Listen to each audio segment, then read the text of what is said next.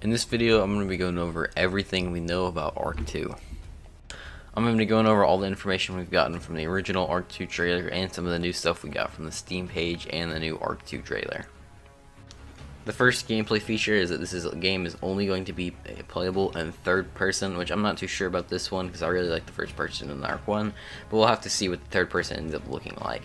And then there's going to be new features on the movement, like free climbing, parkour, climbing, and swinging, and mantling as well. So we got a ton of movement features I'm excited about, like sliding, you can mantle, which you can basically go up stuff, and then free climb, kind of like Conan Exiles if you ever played that, where you can just climb straight up stuff. So there's going to be a lot of cool gameplay things, as well as swinging, parkour, all of that. It's just going to be really good movement features.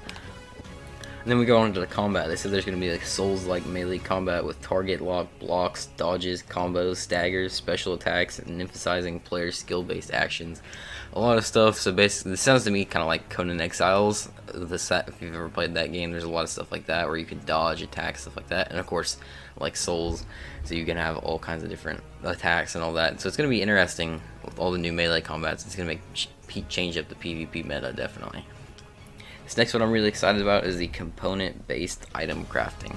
This is basically to allow you to, when you get an item, tool, or weapon or whatever, you can customize it with a bunch of different resources, and you can customize it any way you like, and you can have millions of possible combinations. So everyone's is going to look different because there's so many different combinations, and I'm pretty excited about this, being able to make your weapons unique. Next is dynamic world events, which is something, if you've ever played Destiny, they have that in the game. Basically, like, stuff will come down and then you'll be able to participate in these events, but you don't have to. They'll just happen naturally in the world, and it'll either be like fighting dinos or wave based or some other missions that you have to do. So we'll see how this ends up coming. They haven't given too much detail, but this one's going to be pretty interesting. Next, we have the opposing PvE forces. So this is basically the NPCs that are going to be spawning that we saw in the trailer.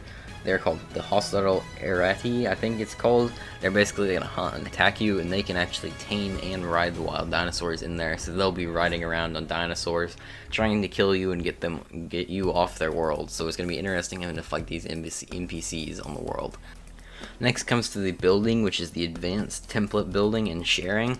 This is basically if you build something like a house or something, you can save it to a template, and then you'll be able to build it somewhere else by just copying and pasting it. But you still have to obviously build the resources, but you build the copy and paste these builds, save the templates on the builds that you like the most. So that's going to be a really unique feature and pretty good for all the builders out there. Next is the dinosaur AI, which sounds very fascinating because it says in the wild they'll be able to hunt you with the sight, sound, and smells, and so you're gonna have to hide with camouflage. You can even like cover your scent up, so it's gonna be like they're hunting you. And there's a lot of things you have to keep in track if you're wanting to stay away from these dinosaurs, because they can hear you, they can see you, they can smell you. So we got a lot you gotta take into consideration. Next is the use of Unreal Engine 5, which is going to make the game look absolutely amazing, and all the foliage and all that you'll be able to interact with, and then there's just going to be a lot more realistic looking stuff in this game, which I'm super excited for. Next, I'm going to be going over the creatures that we've seen in the trailers and the creatures we know that are going to be in the game. So the first one is this little plant thing. Like, I don't even know what it would be, but I don't think this is going to be an actual creature. I think it's just like an animation for a trailer or something like that. Next is the Archaeopteryx, which you can just see fly by right here. Then we have the T-Rex. Obviously everyone knows this is going to be in the game, but we got the newer model for the new game. You can see a little bit of the hair on top, the quills on top of it, and then the new model, which looks pretty good. And also with the new Ark 2 trailer, we've seen that you can put the armor on it, so which I'm excited that they have the saddle armor finally, and it is looking pretty snazzy. And then we have the Pteranodon, which you can see at the end of the Ark 2 original trailer, and you can see it's got a pretty cool new model. And then after that, we have what you can see in the background. Also, sorry for the terrible quality in the video because I had to zoom in, but you can see what looks like a brachiosaur. It could be a bronto, but I think it's a brachia. It looks more like it. Then we have the dodo coming back, which I'm excited this is coming back with the new model you can see in the new trailer that came out. So the dodo is obviously one of the fan favorites. Good, it's coming back. And then we have this awesome looking raptor model that we saw in the new trailer as well. We had two raptors kind of like fighting each other a little bit, and you can see their roar, and this makes me excited to see these new models in the game because it looks pretty awesome. Next, we're going to go over some of the assets that were used in the Ark 2 trailer, and of course these could end up being part of the actual game. So first was the Santiago spear, or just a regular spear you can see right here. And then we have the axe, which could be the main axe that we end up using, but of course we can customize weapons so we can make them look how we want. Then we have the 2 bows right here, which you can see they're looking pretty cool. And then we have these weird things with this T-Rex skull on them. I think this is a good example of what customizing your weapons could look like with the putting skulls on them and all that. Then we have these obsidian daggers. They're looking pretty cool, dual daggers, so we might be able to build weapons out of obsidian.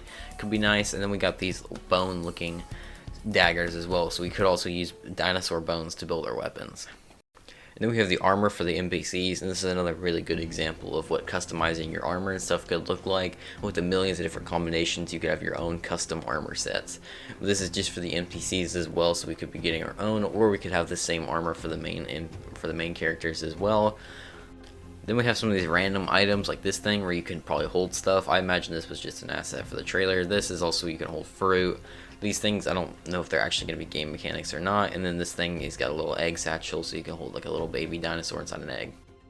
Next, we're going to go over some of these story elements, explaining how we got to this planet in the first place and everything you need to know about that.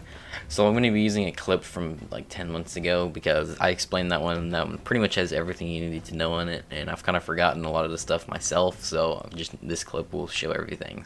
So there's a lot of story to talk about, but we're going to be starting off in Genesis Part 2. So of course, Genesis Part 2, you're spawning in on the Colony ship, which is the giant spaceship that has been taken over by Rockwell. The ship has 2 rings, one of them being the Rockwell's Garden, and then the other one being the Eden Zone. These are the ones you have to survive in, and then you can go in between them by going into the space biome. They will periodically, every single night, basically go into hyperspeed looking for a new habitable world to survive in. This is, I guess, what Rockwell's looking for and the ship is looking for. Eventually, after a long time of the ship going into hyperspeed multiple times, you eventually find the planet, and as you're doing that, which is when the boss fight takes place. The ship's nearing its destination, so we're almost out of time. After hopping all over the galaxy, scanning for a habitable world, the ship finally found one. We can't let Rockwell have that world, along with all the Earth life on this ship. You beat him once inside the Genesis simulation. Now, there's actually something solid for you here. So this is during the Rockwell Prime boss fight, or the final boss fight, and of course you're trying to stop Rockwell from taking over, the rest of the ship and, these other planets that he's planning to take over. Now in this, of course, there was a survivor that basically put in a protocol into the ship's database to separate the Eden Zone from the Rockwell Zone, because there are 2 different rings, and the Eden Zone is of course the one that still hasn't been controlled by Rockwell yet, and it still has all the Earth life on it, that of course, the dinosaurs and stuff like that. Wow! A crew member survived almost long enough to program a sequence that would separate the corrupted habitat. Her ring separation sequence might be a little on the messy side, but it has the advantage of being ready to go. Gotta make do with what you have, huh? It's up to us to stop him, here and now, while there's still time. Let's finish this survival. Of course, with that knowledge, after you end up defeating Rockwell Prime in the boss fight, this is when the basically protocol goes into action, and then the Eden Zone separates itself from the rest of the ship, and then that ship self-destructs, killing Rockwell and everyone else, and this is shown in the end cutscene. And then of course the Eden Zone has a bunch of survivors in these pods, and then there's ones like Santiago, or most commonly known as Vin Diesel now. They end up getting released out of there as well, and then the Eden Zone crashes down onto this planet, which is the planet that Ark 2 is on. Now if you look in the Ark 2 trailer, you can actually see the Eden Zone. It is crashed completely down inside, and is a huge ring in the sky, and as you can see, it is completely overgrown, and that's why I think that this is going to be multiple years in the future, because obviously you don't just get it overgrown in 5 seconds. So it's obviously going to take a long time after that this crashes down before the actual game starts. This is of course how the dinosaurs end up on this planet, because obviously dinosaurs are not native to this planet, but there are going to be definitely creatures that are native to this certain planet. We have no idea what they're going to be like, but I imagine they're going to be similar to that weird plant thing.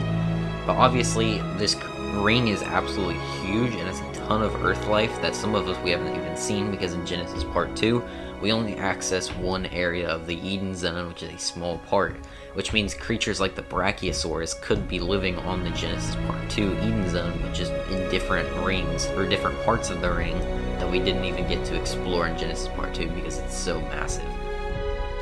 So next we're going to be talking about Santiago. So he's obviously a big story in the Ark 2, because he's, in the main trailer and is at the end of the cutscene in Genesis Part 2. But he's not new to the story at all. His original appearance was an aberration in the Explorer Notes, and he was a main part of the Extinction Explorer Notes, as he's the one who invented the mechs that you end up using, as well as the Mega Mech protocol to take down the King Titan. So the thing is, Santiago died while trying to save some of the other survivors, where he was chased down by a bunch of corrupted creatures in his mech and got overwhelmed and destroyed by trying to save everyone else. Now obviously, this doesn't really make sense considering he's alive for Ark 2, but the thing is, if you know how the Arks work, the thing is, you can actually respawn just like everything else, because all the humans that are in Ark aren't actually new people.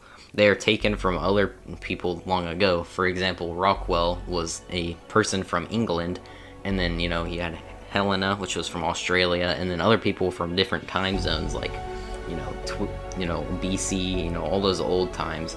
That's where all those people were from, and then they can basically take the mindset and then basically respawn you in the game.